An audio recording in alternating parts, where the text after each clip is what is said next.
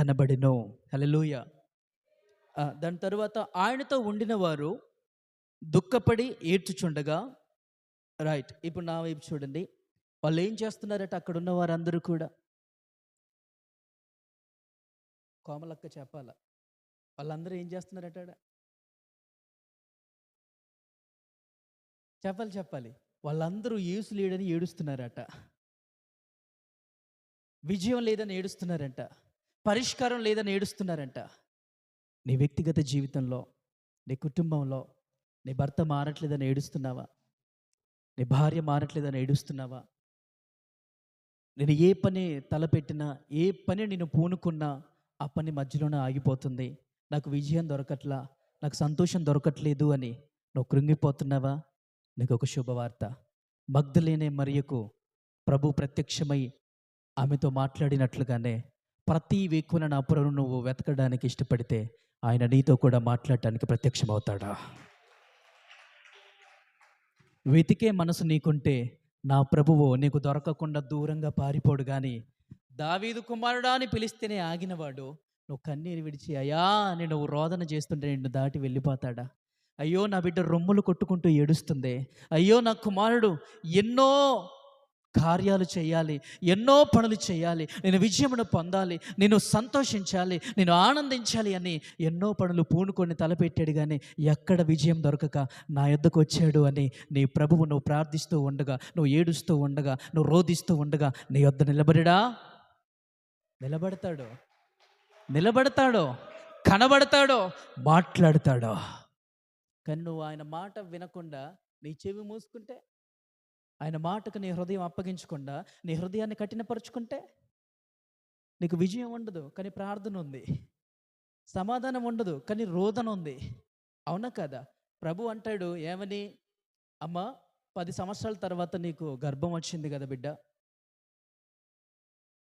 దేవుని మందిరానికి కృతజ్ఞత హృదయం కలిగి ప్రతి ఆదివారం వచ్చి సంఘముతో సహవాసంలో ఉండు, ప్రభువులో ఆనందించు, ఇంకా నీకును నీ బిడ్డకి మంచి ఆరోగ్యాన్ని ఇస్తాడు, సుఖప్రసవాన్ని ఇస్తాడు అని దైవజనుడు చెప్తాడు. ఈవిడేమో వాళ్ళ అక్కగారి మాట, వాళ్ళ పక్కింటోళ్ళ మాటిని 10 సంవత్సరాల తర్వాత వచ్చింది కదా, ప్రయాణాలు చేయకు, ఎక్కడికి పోకు అని చెప్పి ఇంట్లోనే కూర్చోబెట్టే మాటలు చెప్పగానే దేవుని మాటకేమో తన హృదయాన్ని కఠినపరిచింది, మనుషుల మాటకేమో తన హృదయాన్ని అప్పగించేసింది. దేవుని సన్నిధికి ఇంచుమించుగా 9 నెలలు దూరం అయిపోయింది. 10 సంవత్సరాల వాగ్దాన ఫలం తన కన్నులారా చూసింది. 10 సంవత్సరాల వాగ్దాన ఫలం అనుభవించటానికి ఇంకా ఎంతో లేదు, జస్ట్ 9 నెలలు మాత్రమే. ఆ 9 నెలలు ఆ గర్భంలో బిడ్డ ఉన్నాడు, చక్కగా ఆవిడ మోస్తుంది, ఆ బిడ్డని బట్టి ఆనందిస్తుంది తప్ప ఆ బిడ్డను ఇచ్చిన నా దేవుడు ఉన్నాడు, ఆయనను బట్టి నేను ఆనందించాలి, ఆయన సన్నిధికి వెళ్ళాలి, ఆయన సహవాసంలో ఉండాలి, ఆయనలోనే నాకు ఈ అతిశయం కలిగింది కదా అని ప్రభువుని స్తుతించడానికి సంఘ సహవాసంలోనికి రాలేకపోయింది. ప్రసవించే సమయం వచ్చింది. ఫోన్ చేసి పాస్టర్ గారు ఇలాగ నేను డెలివరీ అవ్వటానికి వెళ్తున్నానయ్యా ప్రార్థన చేయండి అంటే, అమ్మ గుడ్ ఫ్రైడే ఉంది కదా, గుడ్ ఫ్రైడే ఆరాధనకు వచ్చి ప్రభువుని ఆరాధించి చక్కగా వెళ్ళి అడ్మిట్ అవ్వు, ప్రభు నీకు కార్యం చేస్తారమ్మా అంటే, అయ్యా నేను అంత దూరం రాలేను కానీ ఇక్కడే పోతానయ్యా అన్నది. మరి అక్కడ పోయిందో పోలేదు ఇక దేవుడికే తెలియాల. హల్లెలూయా, హల్లెలూయా. పోలేదు ఇక, గుడ్ ఫ్రైడే ఆరాధనకి రాలా, కనబల్లా, అక్కడ పోయిందో లేదో నాకు తెలియదు, ఇక హాస్పిటల్కి కూడా పోలేదు. మళ్ళీ ఈస్టర్ వచ్చింది, ఈస్టర్ ఆరాధనప్పుడు ఫోన్ చేసింది, అమ్మ రామ్మ వచ్చి నీ కొరకు పాపాన్ని మరణాన్ని జయించి తిరిగి లేచిన ప్రభువుని స్తుతించి నీకు మేలు చేయట యందు ఆనందించే నీ ప్రభువు యందు నువ్వు ఆనందించి ప్రార్థన పూర్వకంగా వెళ్ళు, నువ్వు చక్కగా ప్రభు వాగ్దానంలో ఫలిస్తావు, అనుభవిస్తావంటే, అయ్యా కొంచెం నీరసంగా ఉంటుందయ్యా. దేనికి నీరసం? దేనికండి నీరసం? ఒకప్పుడు గర్భఫలం లేకపోతే నీరసం రాలేదా? ఒకప్పుడు గర్భంలో బిడ్డ కనబడకపోతే ఏడుపు రాలేదా? అంతటి ఏడుపులో, అంతటి నీరసంలో, అంతటి కడుపు నొప్పితో, అంతటి జ్వరంతో నాకు బిడ్డ కావాలా, గర్భం కావాలని ప్రాకులాడుకుంటూ ప్రభు సన్నిధికి వచ్చి ప్రయాసతో ప్రభుకు మొరపెట్టగా ఆయన నీకు గర్భఫలాన్ని ఇస్తే, ఇచ్చిన తరువాత ఏమో ప్రభువుని మర్చిపోయావు, ఇయ్యక ముందేమో నీరసం ఏదైనా అడ్డొచ్చిందా? చెప్పాలి అందరూ. మనందరికీ తెలుసుగా, మనం అనుభవించలేదా? అటువంటి అనుభవం కాదా మనది? నేనైతే అనుభవించాను నా విశ్వాసపు జీవితంలో. వెళ్ళింది. ఈస్టర్ ఆరాధనకు కూడా వెళ్ళింది. అదే ఈస్టర్ ఆరాధన రోజు డెలివరీ అయింది.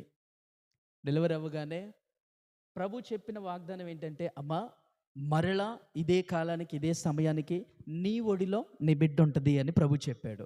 కానీ తల్లి ఒడిలో ఉండవలసిన ఆ బిడ్డ బాక్స్లోకి వెళ్ళిపోయాడు. బాక్స్లోకి ఎందుకు వెళ్ళిపోయాడు తెలీదు,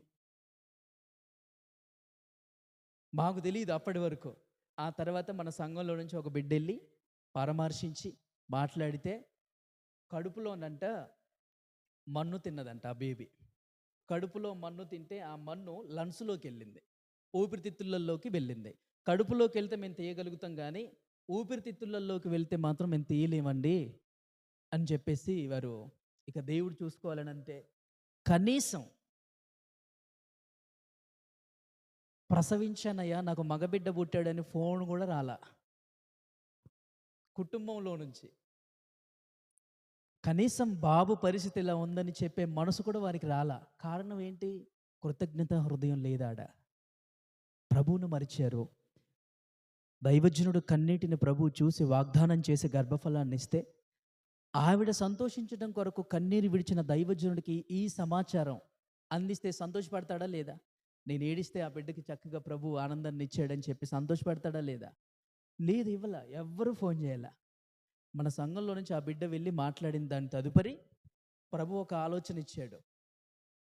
అక్కడ ఉంటే ఆ బిడ్డ బ్రతుకురు, బయటికి తీసుకెళ్ళి వేరే హాస్పిటల్లో అడ్మిట్ చేయాలి అని. ఇక ఆ కుమార్తె ఏమో సిజేరియన్ అయ్యి ఆ పడక మీద పడుకొని ఉంది. నేను వాళ్ళ ఆయన గారికి ఫోన్ చేసి అయ్యా అయ్యా అయ్యా అని 3 రోజులు బ్రతిమిలాడా. 3 రోజులు బయటికి తీసుకెళ్ళండి బయటికి తీసుకెళ్ళండి అని 3 రోజులు బ్రతిమిలాడితే ఆయన రెండో రోజు చెప్పిన మాట ఏంటంటే, మా అక్కగారు వస్తారు అయ్యా, మా అక్కగారిని అడిగిన తర్వాత తీసుకెళ్తామన్నారు. అదేంటి? నీకు గర్భఫలం ఎవరిని అడిగి పొందుకున్నావు? గర్భం ఇస్తానంటే మా అక్కని అడిగి వస్తాను ఏసయ్యా ఇప్పుడే ఇయ్యకు అన్నావా? లేదే. అప్పుడేమో కావాలని పొందుకున్నావు కదా, మరి ఇప్పుడేంటి మా అక్కగారిని అడిగి తీసుకెళ్తానంటున్నావు అని చెప్పి కొంచెం నా మనసు భారంగా అనిపించింది. సరే మీ ఇష్టమయ్యా అన్నాడు. మళ్ళీ 3వ రోజు మంగళవారం రోజు ఫోన్ చేస్తే అసలు నా ఫోనే లిఫ్ట్ చేయలేదు వారు. నా ఫోనే లిఫ్ట్ చేయలే. 4వ రోజు ఫోన్ వచ్చింది, బాబు చనిపోయాడు. దీంట్లో ఆశ్చర్యపడవలసిన అవసరం ఏమీ లేదు.